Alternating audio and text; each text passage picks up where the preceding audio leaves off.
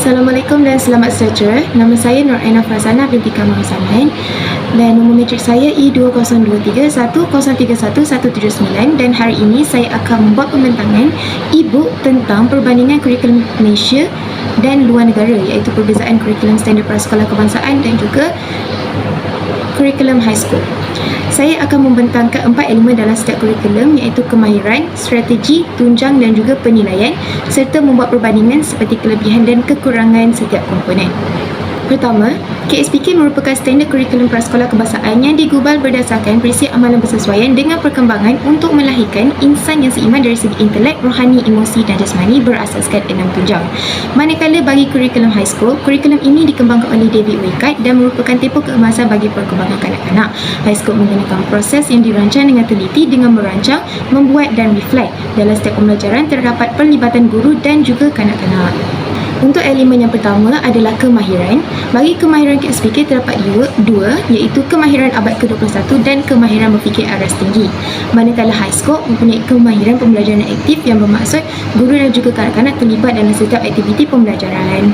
Untuk perbandingan kemahiran, kelebihan KSPK adalah menggalakkan kanak-kanak berfikir secara realistik dan di luar jangkaan melalui penerkaan dan penyelesaian masalah.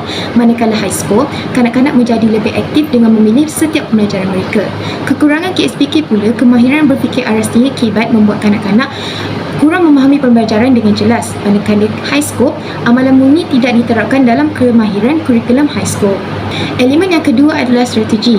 Bagi strategi KSPK, terdapat 9 jenis strategi, iaitu pembelajaran berpusatkan murid, belajar melalui bermain, pembelajaran berasaskan inquiry, pendekatan bersepadu, pembelajaran berasaskan projek, pendekatan bertema, pembelajaran mastery, pembelajaran kontekstual dan pembelajaran berdasarkan kepelbagaian kecerdasan. Manakala bagi strategi high school, terdapat 4 jenis strategi: interaksi kanak-kanak dan orang dewasa, rutin harian, persekitaran pembelajaran dan juga penilaian. Untuk perbandingan strategi, kelebihan KSPK adalah strategi yang membantu dalam perkembangan setiap kanak-kanak secara menyeluruh sesuai dengan tahap perkembangan mereka. Manakala high school, dia mementingkan interaksi orang dewasa dan juga kanak-kanak. Bagi kekurangan KSPK adalah tiada pelibatan antara orang dewasa seperti ibu bapa dan persekitaran mereka. Manakala high school, mereka tidak mementingkan sebarang akademik. Elemen yang ketiga adalah tunjang. Terdapat 6 jenis tunjang dalam KSPK, iaitu tunjang komunikasi, tunjang kerohanian, sikap dan nilai. Yang ketiga, tunjang keterampilan diri. Dan yang keempat, tunjang perkembangan fizikal dan estetika. Tunjang yang kelima, tunjang sains dan teknologi. Dan tunjang yang keenam, tunjang kemanusiaan. Manakala bagi tunjang high school, terdapat 7 jenis tunjang, iaitu literasi bahasa dan komunikasi. Yang kedua, perkembangan sosial. Ketiga, matematik. Keempat, seni kreatif. Yang kelima, perkembangan kesihatan dan fizikal. Yang keenam, kajian sosial. Dan yang ketujuh, sains dan teknologi. Bagi perbandingan tunjang, kelebihan KSPK adalah tunjang yang lengkap dan membantu dalam setiap perkembangan kanak-kanak. Manakala bagi high school, kanak-kanak dapat melakukan kerja secara berkumpulan dengan bersosial. Bagi kekurangan KSPK, tunjang yang banyak membebankan kanak-kanak dan segelintir tidak dapat memahaminya dengan cepat. Manakala kekurangan high school, tiada penerapan agama dan moral dalam diri kanak-kanak. Elemen yang terakhir adalah penilaian. Bagi penilaian KSPK, ia berlaku secara berterusan, formal ataupun tidak formal.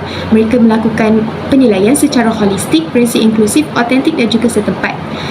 KSPK juga melaksanakan penilaian formatif dan juga sumatif. Yang bermaksud formatif seiring dengan proses PNP, manakala sumatif pada akhir unit pembelajaran.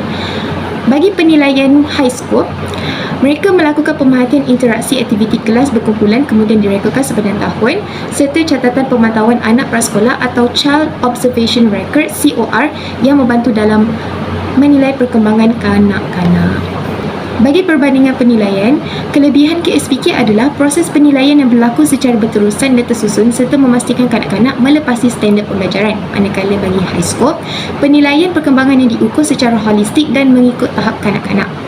Perbandingan kekurangan KSPK pula memerlukan catatan yang banyak untuk menilai seorang kanak-kanak. Manakala high school, kurang penekanan kepada bidang akademik pembelajaran kanak-kanak. Dan ini adalah rujukan yang saya telah rujuk semasa untuk membuatkan e-book. Dan itu sahaja daripada saya. Sekian, terima kasih. Assalamualaikum.